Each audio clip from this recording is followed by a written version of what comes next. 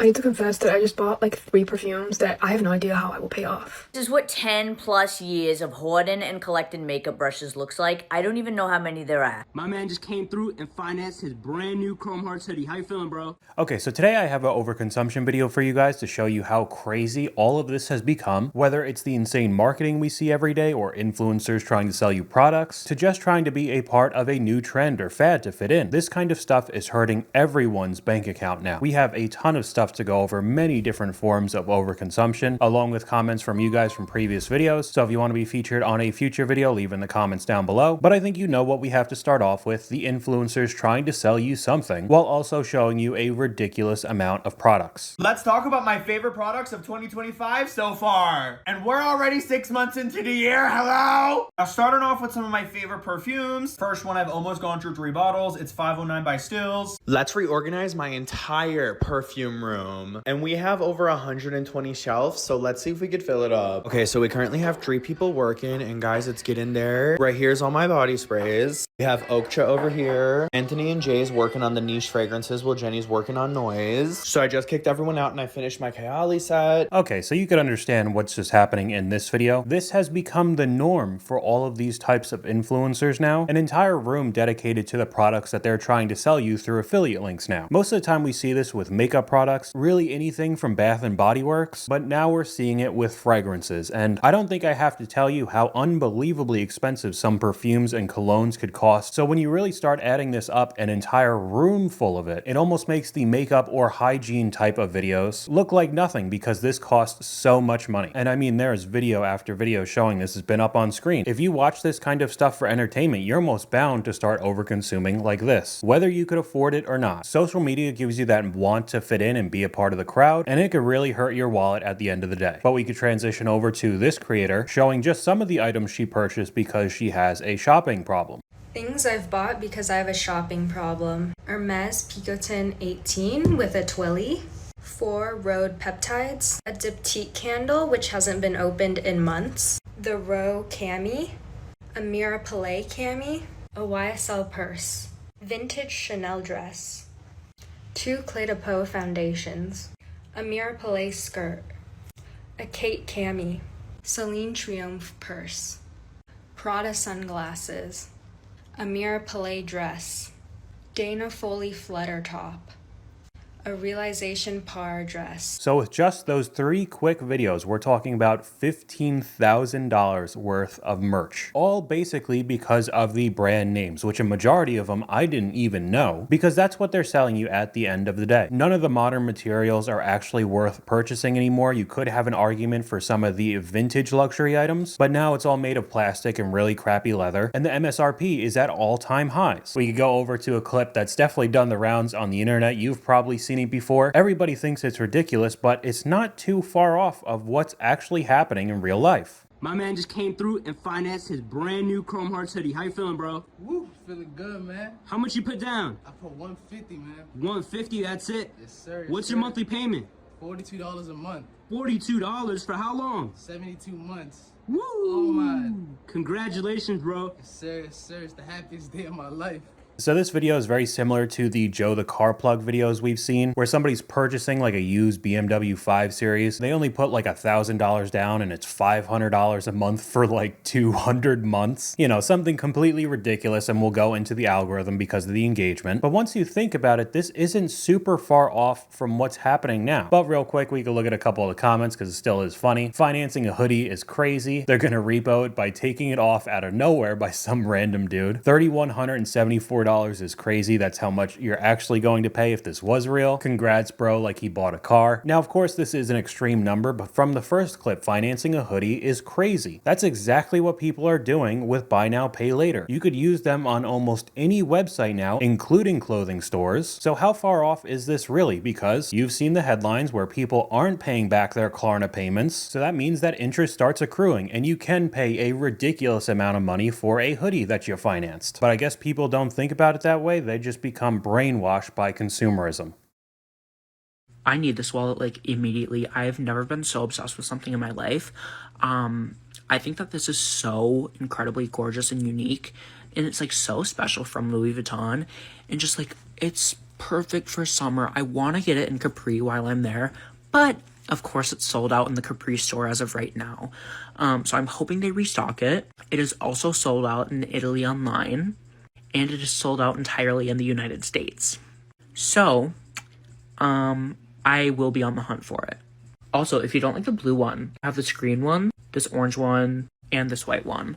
Obviously, my favorite is the blue because that's my favorite color, and like, this is everything to me. I need it right now. It's truly everything. They are obsessed with a Louis Vuitton wallet. And it's always those same sentences that are said with any type of product you really think of, but it truly couldn't be farther from the truth, because within a couple weeks, something else will come out and that'll be the new thing that you want. And if you give in to these desires every time you want something, I don't think I really have to tell you how damaging this could be to your finances. I mean, that wallet alone was almost $500, probably more after tax, for again, really low quality leather material, just slapped with a Louis Vuitton logo. But we could transition to another form of overconsumption. The hygiene influencers start a hygiene closet where they just have rows and rows of all of these products that most likely end up expiring before any of this is used. It's just basically there to have good thumbnails and to show off to other people, I guess. Now we have a set of photos of somebody actually going through how many bottles they have. I'm gonna do something that a lot of the hygiene girlies are afraid to do. Calculate how many body care products I currently own. We have 28 body butters, 11 body oils, 171 fine fragrance mists, 162 lotions and body creams, 51 body scrubs, 180 bottles of body wash and shower gel, which in total is a little bit over 600 items. So we're talking thousands of dollars worth of product, which again, most likely is not going to be used before it expires. But this is the kind of stuff that can happen if you consistently add stuff to your cart. You watch influencers peddle the newest product and here's an affiliate link with it. You tap a couple buttons on your phone and within a few days it's at your doorstep. You don't even need to go outside. And before you know it, you could be out tons of money.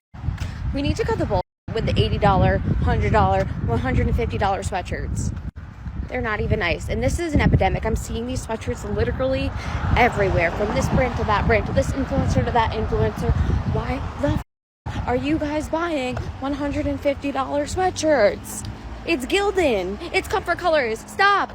So to add on with the affiliate links and the products that we're seeing from influencers, the overall price is rising as well because people are still purchasing. That's why you never see hoodies at $40 or $50 anymore. Nike hoodies are like $70 now. Any of the influencer stuff could be $80, $100, $150 a pop for, again, some terrible quality material that's no better than getting a Gildan or Hanes hoodie. We have a 3-part example of just that from one of these apparently high-class brands. How does an $800 dress come shipped like this?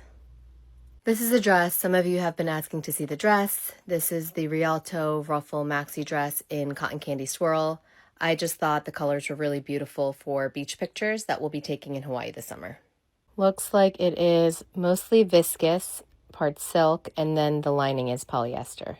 Okay, so first off, this is an $800 dress that's being shipped in a poly mailer. So you know that the company selling Love Shack Fancy made this dress for literally a couple of dollars. If it got destroyed in the mail, they wouldn't care. They would just send another one because the margins are insane. The second video talking about this needing to be bought because of the photo shoot they're going to have while on vacation in Hawaii is just, I mean, is a picture perfect example for attention online. This is all for the photos that are going to go on Instagram to show off to their friends and family. And then of course you look at the materials and you're getting 30% silk for almost $1,000 dress. On top of it, of course, 100% polyester for the lining, which is just plastic at the end of the day and is made for nothing. And the comment section basically called that out as well. I'm not trying to be rude by any means, but that looks like a Shein dress. Was it originally $800 but marked down to $80? Which if you ever do see that out in the world, that basically proves how cheaply these products are made. If they could drop it 90% off just to get the inventory out. But the original creator commented back, definitely paid full price. Considering it's a blend, it probably only cost them $40 to make or less. I wonder where they make them. They usually make them in India. They used to do so much more with silk, but then these companies got greedy, knowing that they can make their products cheaper and people still end up buying them. Wow, the things that these companies are pulling in 2025, that's truly insane. $800 for only 30% silk. There were a bunch of comments like this, honestly. But people just like to swipe their credit card even when they know they're going through a difficult time. Does anybody else ever do the thing where you have a credit card or a debit card that's like on the verge of being maxed out, but you find yourself in the Wendy's drive-thru, so you give them the card and you say, because you don't want to say like, I got no money, so you give them the card and you say, this card's been being weird lately, so it might not work. You try to pre-up it, but what you really mean is, this bad boy's maxed out, we're just giving her a go. Anyone else do that? Just me? Little pre-warning that your boy's broke, but I still need a Baconator? I don't know. This is probably one of the original forms of overconsumption when we're talking about food, especially in America. This guy basically knows that he has no money to his name, maxed out credit card, but absolutely needed to go to Wendy's. So much so that he's got a little game plan to try to dodge the embarrassment from the cashier. I mean, that kind of thought process is crazy. To be honest, man, just sounds like a self-control issue. Him even replying, "You're not wrong," but your thought process, instead of changing this problem, was to just try to make a relatable TikTok for everybody else online. Today's world is just a weird place, man. We have a comment from one of you guys from one of my older overconsumption videos. Food and stool are terms that should be kept separate, and if you don't know what he's talking about, we could take a look at this video. I have over 100 food stools, and this is my full food stool tour. Starting off in the kitchen, we have some of the sliced fruit. I really love the tomato slices. Next, we move to the living room. We have all of these fruits, and I love this apple with the worm.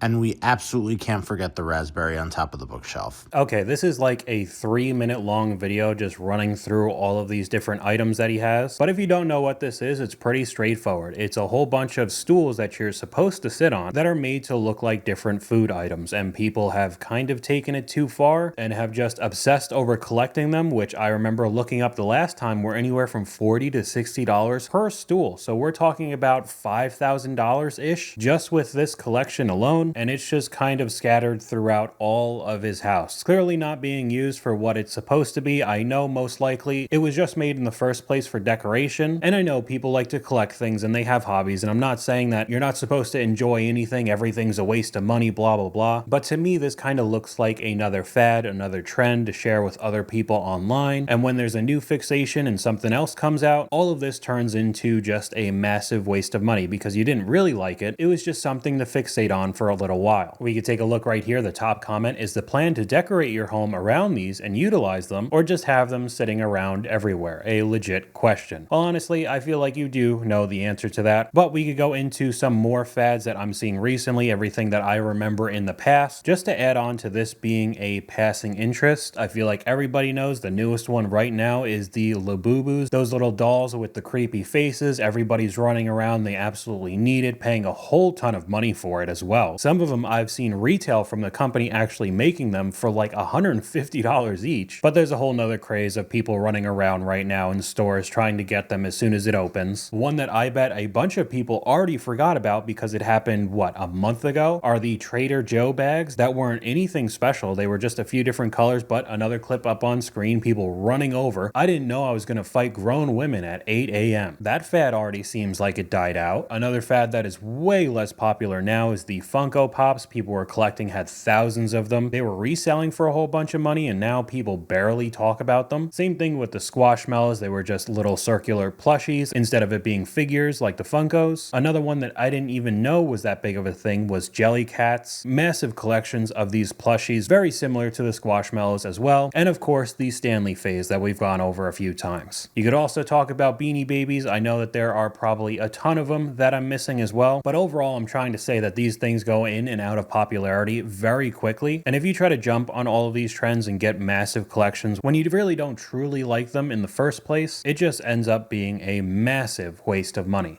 So this is a question for the frugal people out there. What is the biggest waste of money that you see? Is it something that you've cut back on? Is it something that you have learned that you don't need? Would love your thoughts around this. And funny enough, the first comment that I see is fad consumerism. Stanley's, Lululemon's, Starbucks, that sort of stuff. Exactly what we just saw. All the fees you pay while having food and other stuff delivered. Go pick it up. Buying cars with large monthly payments just to impress. Waste of money and a huge depreciating asset. Eating out, it's so expensive and not the experience that it once was. Expensive high-end makeup, toiletries, a lot of the hygiene stuff we just saw. Fast fashion, all of the Shein and Temu food type stuff. I'm not frugal, but I'm in the industry. Weddings are the biggest waste of money that I've ever seen. Just made a video about that. Never eat fast food. It's not fast and expensive and not nutritious. All of this stuff is connecting to examples we've seen in this video or stuff that I've gone over on my channel. Another person saying weddings. I mean, there were 15,000 comments on this video alone, but we could just move on. Overconsumption has been rebranded as cute and organized, but guys, restocking is not a flex. The ability to buy super specific, perfectly labeled containers to hold all of your items that came in a perfectly good container is not something to be proud of. And here's why. This kind of thinking ties your self-worth to your ability to consume both a bunch of plastic crap that will end up in a landfill sooner rather than later, and a bunch of heavily scented, heavily flavored toxic chemicals. I won't deny that these videos are temporarily satisfying, but the idea that decanting your plastic container of fabric softener into a giant glass countertop container will somehow improve your overall quality of life is mistaken. Solid relationships, financial security, your health, and memorable experiences are the formula for a life well lived. Don't be duped into buying all of this landfill-bound crap by all of these hauls and restock videos that are just a disguise for Amazon commercials.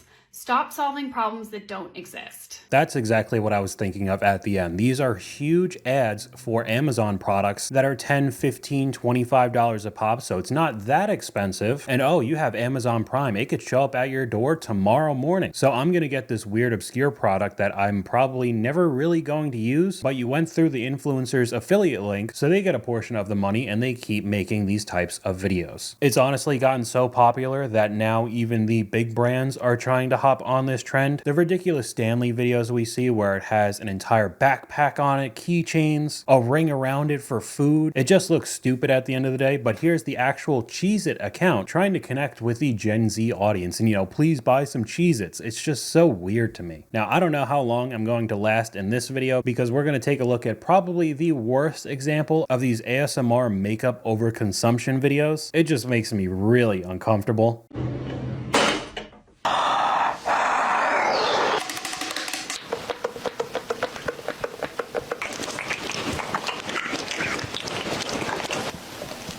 All right, I got through, let me see, 13 seconds of that before I cut that off. This is a little bit over a minute long and I'm checking out.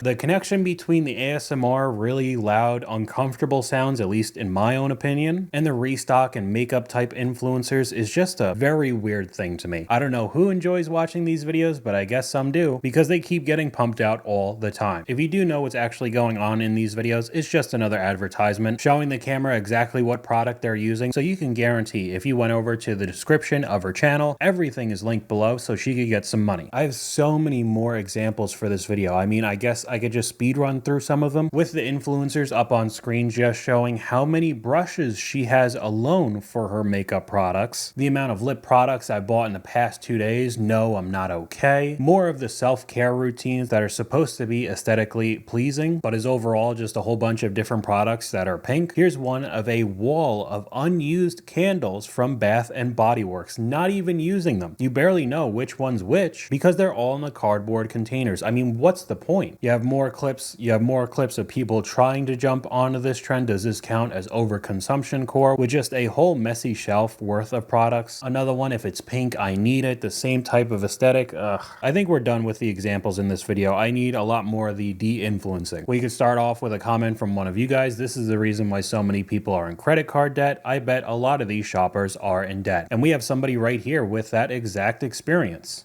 5 really stupid things that I did that landed me in $50,000 worth of credit card debt. Because here's the thing, debt creeps up on you and your financial situation might be worse than you realize. The first incredibly stupid thing I did was use buy now, pay laters. I use buy now, pay laters to pay for everything. And I mean everything. Buy now, pay laters may seem harmless, they may seem innocuous, but in actuality, they are one of the most predatory forms of credit in existence. The next stupid thing that I did is I traveled when I was severely in debt. I'm seeing a trend on TikTok that spending money, going on vacations, living beyond your means, and having this absolutely lavish lifestyle is a form of financial manifestation. You guys need to stop reading The Secret because that's the dumbest I've ever heard. Having been there, I can tell you the easiest way to ensure that you stay in debt is to accrue more debt. Travel is a means of escapism and it has a really funny way of taking you out of the reality of the financial situation that you're in.